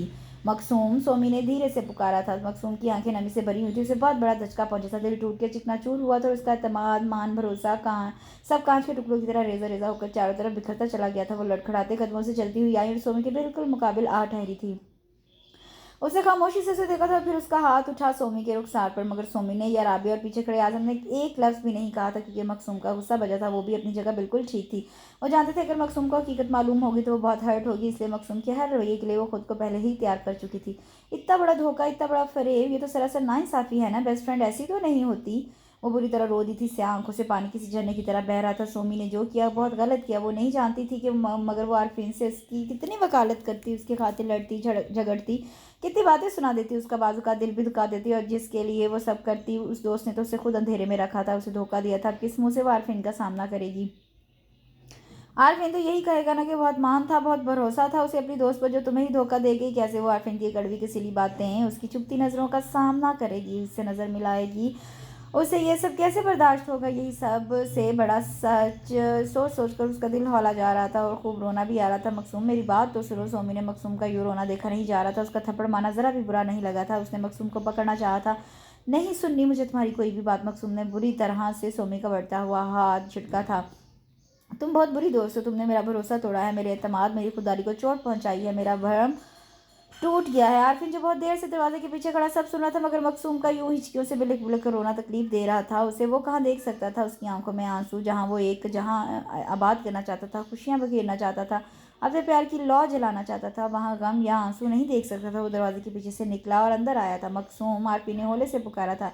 आरफीन की पुकार पर मकसूम ने पलट कर देखा। आरफीन आराम आराम से चलता अब उसके पास आ ठहरा था। आरफीन ने एक नज़र सोमी को देखा, जिसकी आंखें भी शिद्दत गम से आंसुओं से भरी हुई थी। उसने एक साथ सांस ली और फिर मकसूम की समंदर भरी आंखों में झांका था। सोमी ने जो किया वो गलत तरीका था। उससे बेशक सिर्फ अपना मफाद सोचा, अपने बारे में सोचा, ये सोचा जाने बगैर कि उसके चले जाने के बाद क्या हालात पैदा हो सकते हैं। मगर ये भी बात कुछ गलत नहीं कि अल्लाह को भी यही मंजूर था कि हमारा साथ इसी तरह मिले, हमारा जोड़ इस तरह उसने वहाँ आसमान पर पहले ही बना दिया था। हाँ, ज़मीन पर इस तरह मिलेंगे ये कोई नहीं जानता था। मकसूम बहन आरफीन ठीक बोल रहे हैं, बेशक हमारा तरीका गलत था, मगर आप ये भी तो सोचिए सोमी की मम्मी जो करने जा रही थी वो सरासर गलत था। अगर ये हो जाता तो 3 जिंदगियां बर्बाद होती, आरफीन की, सोमी और मेरी। सोमी आरफीन के साथ कभी खुश नहीं रहती और ना ही आरफीन को कोई खुशी दे सकती थी, और मैं और सोमी एक दूसरे के बगैर ज़िंदगी गुजारने का तसव्वुर भी नहीं कर सकते। मैं तो शायद खुद को ख़त्म ही कर लेता। बहुत देर बाद चुपचाप सुनता आज़म भी आगे बढ़ा और नरमी से मकसूम को समझाया था, आपने अपने बारे में तो सब कह दिया और मैं, मेरी कोई वक़्त नहीं, कोई हैसियत नहीं। भीगी आंखों समेत उसने शिकवा किया था, अब ये तो तुम मेरे दिल से पूछो कि तुम्हारी मेरे दिल में कितनी वक़्त है और क्या हैसियत है जिसे तुमने अव्वल रोज से ही नज़रअंदाज किया है। आरफीन ने माहौल की कसावत को दूर करने के लिए अपने दिल की हकायत सुनाई थी, और मकसूम, उसे तो आरफीन से ऐसे किसी जुमले की कतई उम्मीद नहीं थी। कम अज़ कम वो उन लोगों का तो लिहाज कर लेता, मगर नहीं, वो भी आरफीन था। वो बुरी तरह झीम कर रहेगी, भीगी पलकों की घनेरी बार सजदा रेस हो गई थी। सोमी भी नीचे चेहरा किए भीगी आंखों समेत मुस्कुराने लगी। आजम ने भी अपना रुख मोड़ लिया था, जबकि आरफीन वो मकसूम का ब्लश होता चेहरा वाले हरा नजरों से तकने लगा था। राबी ने आरफीन के दमकते चेहरे को देखा था, जानिसार नजरों से मकसूम के मासूम चेहरे को देखा था। वो चलती हुई उस तक आई और मुस्कुरा के मकसूम को अपने सीने में छुपा लिया था। मामा, आपको नहीं लगता ये फ़र्ज़ मुझे अदा करना था? आरफीन ने बेबाक नज़रों से राबिया के सीने में छुपे मकसूम के चेहरे को तका था। मकसूम का तो दिल बुरी तरह धड़क गया था। आरफीन की ज़बान लग रहा था उस वक्त बिल्कुल भी कंट्रोल में नहीं थी। राबिया ने प्यार से आरफीन को घूरा था, खबरदार जो मेरी बहू को ज़रा भी तंग किया हो। और वैसे भी मकसूम मेरी बहू ही नहीं, मेरी बेटी भी है। मेरी नज़र में इस घर में इस घर के रहने वालों के सभी अफराद के दिलों में मकसूम की बहुत जगह है, इज़्ज़त और कदर है। राबिया ने मोहब्बत और चाह से मकसूम के माथे पर बोसा लिया था। और सोमी, बेशक मैंने तुम्हें आरफीन के लिए पसंद किया था, मगर मकसूम ने मेरे घर में आकर मेरे घर को रोशन कर दिया, एक बेटी की कमी को पूरा कर दिया। मकसूम मुझे आरफीन से बढ़कर अजीज़ हो गई है। मकसूम राबिया की इतनी मोहब्बत और चाहत देकर निहाल हो गई थी। उसके दिल में राबिया के लिए मज़ीद इज़्ज़त बढ़ गई थी। आंसू बेख्तियारी छलक पड़े थे। उसने राबिया को नहायत इज़्ज़त और कदर की नज़रों से देखा था। सोमी और आज़म ने भी बहुत एहतराम से राबिया को देखा था, बल्कि दिल ही दिल में उनकी मिठास बड़े लबो लहजे के गर्विदा हो गए थे। मकसूम की किस्मत पर रश्क आ रहा था कि बहुत चाहने वाले उसकी किस्मत में आए थे। आरफीन जैसा प्यारा, मोहब्बत, चाहत लुटाने वाला शख्स उसकी ज़िंदगी का हिस्सा था। नहीं, खबरदार, अब रोने की कोई ज़रूरत नहीं है। गमों के जितने बादल थे सब छट गए, गलत फहमियों की जितनी दीवारें थी सब गिर चुकी। तुम अपना दिल वसी करो और खुले दिल से अपनी बेस्ट फ्रेंड को वेलकम कहो। पहली बार सोमी अपने हस्बैंड के साथ हमारे घर तुमसे मिलने आई है। खूब खातिर मदारत करो, और मैं जानती हूँ मेरी बेटी का दिल बहुत बड़ा है, वो नहायत आला ज़र्फ़ की मालिक है, इसलिए सब शिकवे शिकायत दूर करो और सोमी को गले लगाकर माफ़ करो। बल्कि मैं तो सोमी का यूँ भी शुक्रिया अदा करना चाहूँगी कि इसकी बदौलत आज तुम मेरे पास हो। राबिया ने दोनों शानों से मकसूम को थाम कर खुद के सामने किया था। मकसूम क्या कहती, जब आंखों से धुंध साफ हुई तो सारा मंजर साफ शिफाफ दिखाई देने लगा। सोमी आगे बढ़ी और मकसूम को अपने गले लगा लिया, क्योंकि सारे गिले शिकवे, दिलों की कदूरतें, गलत फहमी मिट चुकी थी। थैंक्स मकसूम, मोहतरमा सबके ही गले से लग रही है। इस मासूम बेचारे का नंबर भी आएगा। सरगोशी नहायत धीमी और जानलेवा थी, जो सोमी और मकसूम की समाज से महफूज नहीं रह सकी थी। सोमी मुस्कुरा के मकसूम से अलग हुई, आरफीन को देखने लगी। आरफीन, मकसूम मेरी बनिस्बत नहायत ही शर्मीली और मुकम्मल हया का पैकर है, बल्कि मैं तो बाज़ुकात इस कदर हैरान हो जाती हूँ कि लंदन जैसे आज़ाद शहर में ये रह कैसे ली, उसने वहाँ ज़िंदगी कैसे गुजारी। सच पूछो सोमी, तो मैं भी इतना ही हैरान रह जाता हूँ। मगर इस बार मकसूम के चेहरे पर कोई लाली, कोई शर्मीली मुस्कुराहट नहीं थी। एक डरो खौफ का साया लहराया था। उस कर्ब दर्द का रंग उभरा था। अजियत की एक तहरीर रकम हुई थी। आरफीन जैसे जीरक नज़र रखने वाले शख्स से पोशीदा नहीं रह सकी थी, और ये कोई पहली बार नहीं हुआ था। अक्सर वो कभी उससे लंदन का जिक्र छेड़ता था तो उसकी रंगत बदल जाती थी, उसकी आंखों से दहशत वहशत चपकने लगती थी, और कभी उसकी वजह मालूम करने की कोशिश करता भी तो कोई ना कोई बहाना करके रह जाती, जान छुड़ा के कमरे से भाग जाती, जिसे पहले तो वो वहम समझ कर झुटला देता, मगर अब शक के बीच में यकीन की दरार पड़ने लगी थी। कुछ तो गलत है जो आरफीन से छुपा रही है। कुछ ऐसा ही है जो उसे हम वक्त परेशान करता है। किसी आने वाले वक्त से उसकी नज़रें सहमती और डरती हैं। इतना तो वो जान ही गया था कि वो आने वाला वक्त कुछ सही नहीं है, इसलिए बगौर खुद पर घूरती दो नज़रों ने मकसूम को मज़ीद हरासा कर दिया था। वो इन दो नज़रों से अपनी नज़रें चुराने लगी थी, अपनी सोचों पर बंद बांधने लगी थी, क्योंकि वो जानती थी कि आरफीन मकसूम की सोचों को पढ़ने का फ़न जानता था। तो मकसूम बहन, मैं यकीन कर लूँ कि आपने हमें दिल से माफ़ कर दिया है? अचानक ही आज़म ने बेयकीन नज़रों से मकसूम को देखते हुए पूछा था। जी। मकसूम अपनी गहरी सोचों से बुरी तरह चौंक कर रह गई थी। जी हाँ आज़म साहब, हमारी मकसूम ने आप लोगों को माफ़ कर दिया, बल्कि आज का डिनर आप हमारे साथ कर रहे हैं। आरफीन ने मकसूम को मुश्किल से निकाला था। मकसूम ने नज़र उठा के आरफीन को देखा, जो अभी भी उसे ही देख रहा था। मकसूम ने गड़बड़ा कर निगाहें झुका ली थी कि मुबादा वो आंखों से कुछ पढ़ ही ना ले। मगर आरफी ने तहैया कर लिया था वो हर सूरत में मकसूम से इतनी उसकी परेशानी उगलवा के ही रहेगा। कितनी ही देर तक सोमी और आजम वहाँ रुके रहे। अच्छे माहौल में खाना खाया गया। बेशक मकसूम सबके साथ ही बातें कर रही थी, खाना खा रही थी, हंस रही थी, मगर उसकी ध्यान के धागे किसी एक बात से ज़रूर जुड़े हुए थे। तभी से कभी कभी उसके चेहरे पर परेशानी के, घबराहट के वाजे रंग नुमाया हो जाते थे, जो सिर्फ और सिर्फ आरफीन ही देख सकता था। और उसने फैसला कर लिया था कि वो ज़रूर उससे पूछ के रहेगा। लारवी सोफे पर बैठी कोई मैगजीन देख रही थी। भारी जाती आवाज़ों पर उससे सर उठाकर उस जानिब उठाया था। हनीना अफरीदी उसके पहलू से लगी उसके बाजू में अपना और यहाँ बाजू डाले खूब हंस हंस कर बातें करती कोई हसीन दोशीज़ा चली आ रही थी। टाइट वाइट कलर जीन्स पर रेड छोटी सी बगैर आस्तीन की टी शर्ट पहने ब्लिश बाबा वाकई बहुत हसीन और जमील थी। मगर क्या उसे अपने जिस्म की यूं नुमाइश करना, किसी गैर महरम के साथ इस तरह खुलेआम हंस हंस के हाथ में हाथ डालना किसी मशरकी लड़के या लड़की को जेब देता है? हमारा इस्लाम इस चीज़ को पसंद नहीं करता। मगर सबसे बड़ी बात सोचने की ये भी थी कि आखिर वो हसीना कौन थी, हनीना अफरीदी के साथ क्यों है, वो भी इस हालत में। हनीना अफरीदी का इस लड़की से क्या रिश्ता है? इन सारे सवालों में लारविश उलझ गई थी। वो जाने क्यों एक हाथ से दाना मामूली सी तपिश में झुलस भी गई थी। ओ डार्लिंग, बहुत जो करते हो, अब सारी बातों को छोड़ो और जल्दी से फ्रेश अप होकर आओ। मैं जब तक तुम्हारा यहीं वेट करती हूँ। समिया जैदी ने उसके बाजू से अपना और यहाँ बाजू निकाला था। तो एक काम करो, यहाँ क्यों बैठ के बोर होगी, चलो मेरे साथ मेरे बेडरूम में वहीं बैठ जाना।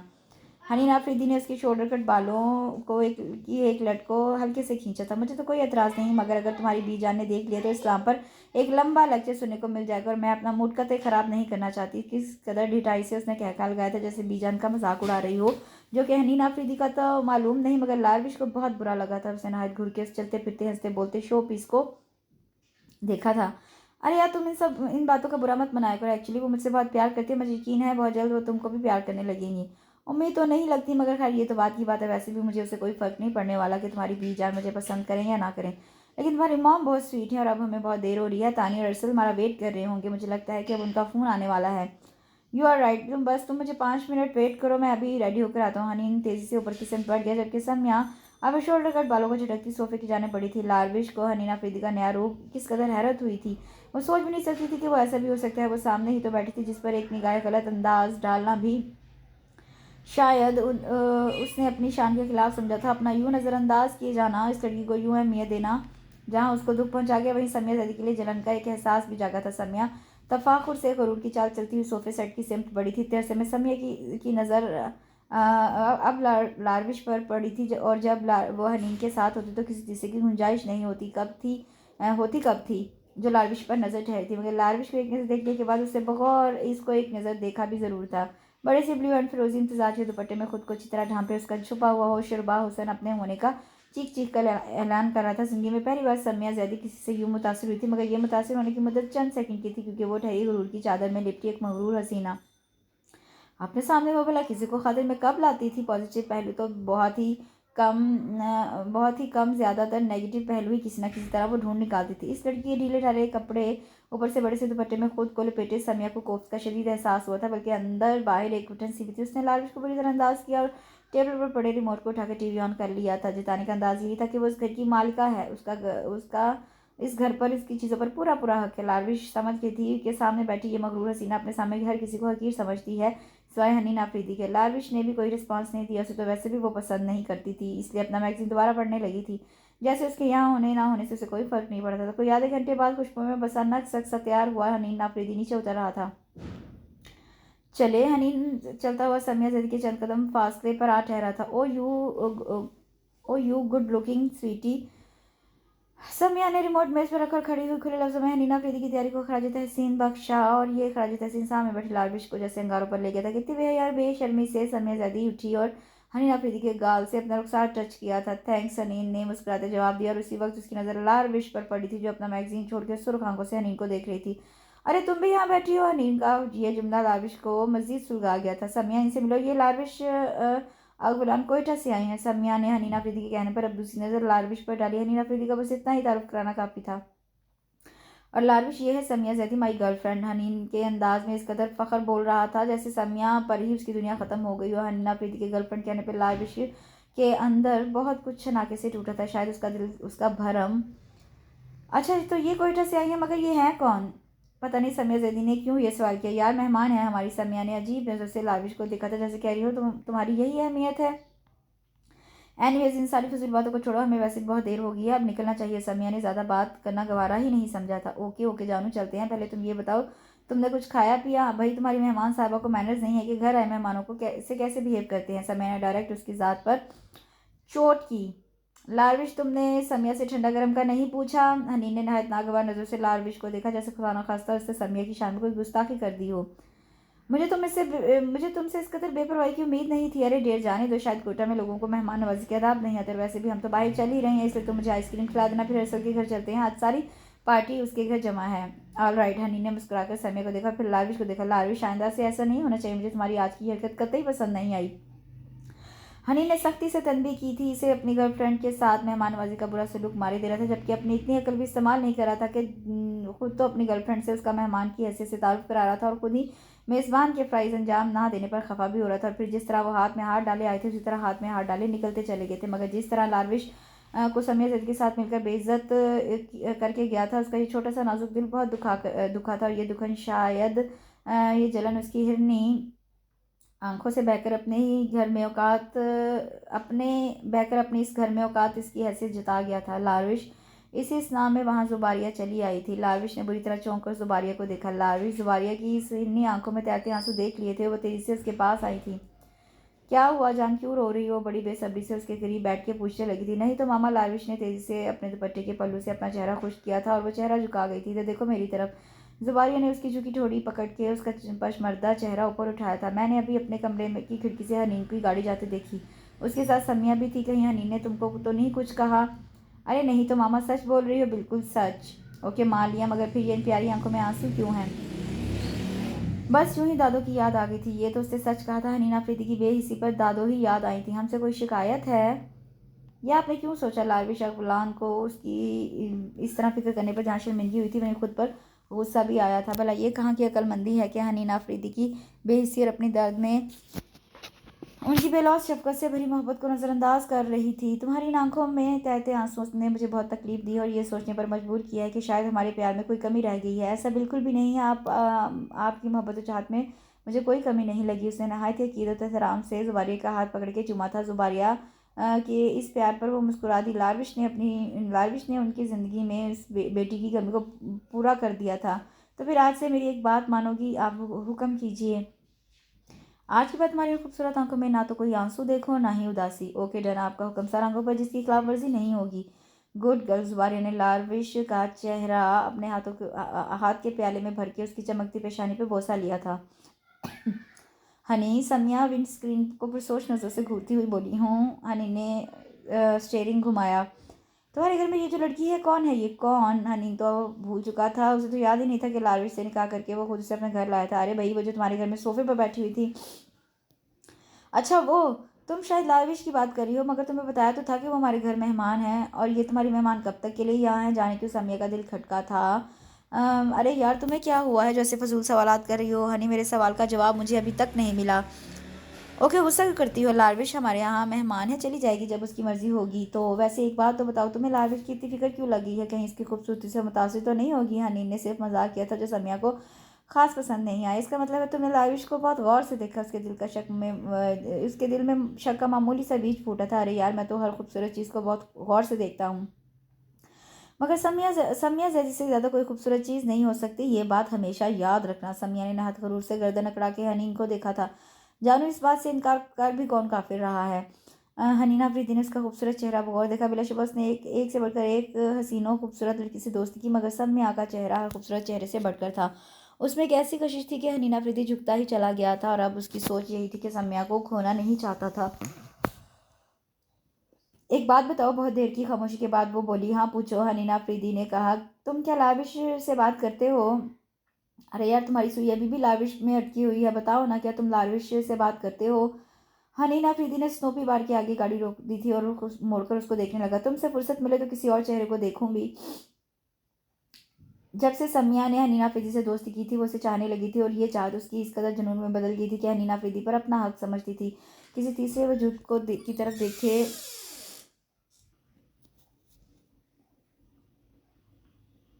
वो एक लम्हे के लिए लारवी से मुतासिर ज़रूर हुई थी, और तशवीश की बात यह भी थी कि वह हनीना अफरीदी के घर में थी और ऐसा तो मुमकिन ही नहीं था इन दोनों का आमना सामना हो। बातचीत ना हो। कहाँ चली गई हो, किन सोचों में खो गई हो हनीन अफरीदी ने उसके पुरसोच चेहरे के आगे हाथ हिलाया। समिया ने हनीन को देखा था। अगर तुम लालविश के बारे में सोच रही हो तो मैं कहूँगा बेवकूफ़ी, क्योंकि मेरे दिल में सिर्फ तुम्हारा कब्जा है, उस दिल पर सिर्फ तुम राज करती हो। और अब तो ये नामुमकिन है कि किसी की गुंजाइश भी निकले। हनीन ने समिया का खूबसूरत हाथ थामकर अपने दिल पर रखा। तुम कहते हो तो मान लेती हूँ, मगर याद रखा अगर कभी तुमने मुझे धोखा दिया तो मैं तुम्हें जान से मार दूंगी। तुम जानते हो मैं जो कहती हूँ वो करके रहती हूँ। समिया ने अपना दूसरा हाथ उसके हाथ पर रखा था। और ये तुम्हारा मुजरिम पीछे नहीं हटेगा। हनीन अफरीदी दिलकशी से मुस्कुराया था। अगर मादाम इजाज़त हो तो आइसक्रीम का ऑर्डर दें। ऑफ कोर्स, क्योंकि अब मुझे सख्त तलब हो रही है ठंडा खाने की। समिया ने उसका दिलकश चेहरा देखते हुए अपने दोनों हाथों उसके सीने से हटाए और अपना बैग खोल के लिपस्टिक निकालकर मिरर पर देखकर अपने होंठों पर हल्का सा टच दिया। 10 मिनट में दोनों ने आइसक्रीम खाई और अरसद के घर की तरफ रवाना हो गए, जहाँ सारी यंग पार्टी उन्हीं दोनों का इंतजार कर रही थी। 8-15 दिन से ज़्यादा हो गए थे, मगर वो अभी तक शर्मिंदगी के बाइस नीचे नहीं आई थी। सब ने ही तकरीबन याले को फोर्स किया उसे जरमील से मिलने जाना चाहिए। नजमा ने, आरफीन ने, राब या नहीं, यहाँ तक कि हीरा ने भी उसकी इतनी मिन्नतें की, मगर वो टस से मस नहीं हुई थी। अभी भी वो अपने कमरे में गुमसुम बैठी सोचों में मुनहमिक थी कि नजमा उसके कमरे में आई थी। उसके हाथ में एक ट्रे थी। याले, नजमा ने हौले से उसे आवाज़ दी। याले बुरी तरह चौंकी और सामने देखा जहाँ नजमा खड़ी थी। जी मामा खड़ी हो। और ये सूप नीचे जरमील को देकर उन्होंने ज़रा नरमी नहीं दिखाई थी। मामा मैं। याले ने उनके हाथ में ट्रे देखी जिसमें शीशे का बाउल था। हाँ तुम, और मैं कोई बात नहीं सुनूंगी आगे से। इसलिए जल्दी से खड़ी हो और सूप जरमील के लिए ले जाओ। जानते हो इस वक्त जरमील किस कदर तकलीफ में, अजियत में है। जरमील को सिर्फ तुम्हारी कितनी ज़रूरत है, मगर तुम्हें उस बात का कोई एहसास ही नहीं। उन्होंने याले की अच्छी खासी क्लास ले ली थी और याले को आगे से कुछ भी बोले सुने बगैर उसके हाथ में ट्रे थमाई और कमरे से बाहर निकाला। वो जानती थी अगर उन्होंने ज़रा सी भी नरमी दिखाई याले कभी नहीं मानेगी। और वैसे भी 15 दिन से उसकी हरकतें देख रही थी, बर्दाश्त कर रही थी, सोच रही थी वो खुद जाएगी, मगर उसकी रिटाई ने उन्हें गुस्सा दिला दिया था। याले नजमा के डांटने पर नीचे तो आ गई, मगर अंदर ही अंदर ये एहसास भी मारे दे रहा था कि वो कैसे जरमील का सामना करेगी, उसकी तबीयत पूछेगी। इसलिए इरादा किया कि ये चिकन सूप आसिया को देकर फ़ौरन ऊपर भाग जाएगी, मगर दिल ने एक सदा दी कि दुश्मन जहाँ की एक हल्की सी झलक तो देख ली। इसी शशपंज में खड़ी सोच रही थी कि अंदर से हीरा निकली। माशाल्लाह, आज तुम्हारे नसीब ही जागे। हीरा को याले के आने की बहुत खुशी थी। हीरा, मैं ये चिकन सूप उनके लिए लाई थी, तुम प्लीज़ उनको दे आओ। याले ने हीरा की खुशी का कोई नोटिस नहीं लिया था। ज़रा वजाहत करना पसंद फरमाएंगी कि इनके लिए? कॉरिडोर के दरवाजे से आरफीन दाखिल हुआ था। वो नीचे सोमी और आजम को छोड़ने आया था। सामने याले को खड़ा देखा तो उसकी रगे ज़राफत फटकी थी। मेरा ख्याल है मैं हीरा से बात कर रही हूँ, वो आरफीन को देखकर चिढ़कर बोली। और इस मामले में हीरा तुम्हारी बिल्कुल नहीं सुनेगी। उसको छेड़ते हुए हीरा को इशारे से मना करने लगा। मैं जा रही हूँ हीरा, फिर आऊँगी। आरफीन का इशारा वो देख चुकी थी। उससे हर हरकत की तवक्को थी। अरे ऐसे कैसे, ये सूप पहले अपने उनको पिला के जाओ। आरफीन ने उसके जाने से पहले ही उसका रास्ता ब्लॉक कर दिया था।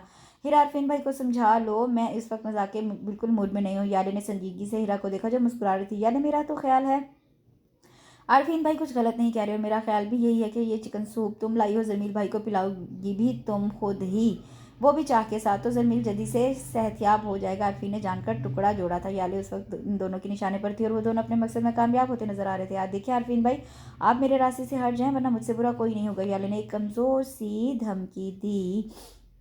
वो तो मैं अच्छी तरह से जानता हूँ तुमसे बुरा कोई है भी नहीं, मगर फिलहाल आप अपने मजनू को ये चिकन सूप अपने हाथों से पिला के आओगी। वो बेचारा अकेला तन्हा बेडरूम में लेटा है, कुछ तो शर्म करो। जरमी थोड़ी सी, शौहर है वो तुम्हारा, बीवी हो तुम उसकी, सबसे ज़्यादा तो तुम्हारा ही हक है कि उसकी खिदमत करो। क्यों हीरा, मैं सही कह रहा हूँ ना? आरफीन ने अपनी बात की तस्दीक हीरा से चाहिए। ऑफकोर्स आरफीन भाई, मैं आपकी बात से 100% मुत्तफिक हूँ। चलो यार, बहुत देर हो गई, चिकन सूप भी ठंडा हो रहा है और तुम तो जानती हो जमील भाई को ठंडा खाना या सूप बिल्कुल पसंद नहीं। हीरा ने याले का बाजू पकड़ के जमील के बेडरूम की तरफ उसका रुख किया था। उस वक्त उसे आरफीन की पूरी पूरी सपोर्ट मिली हुई थी।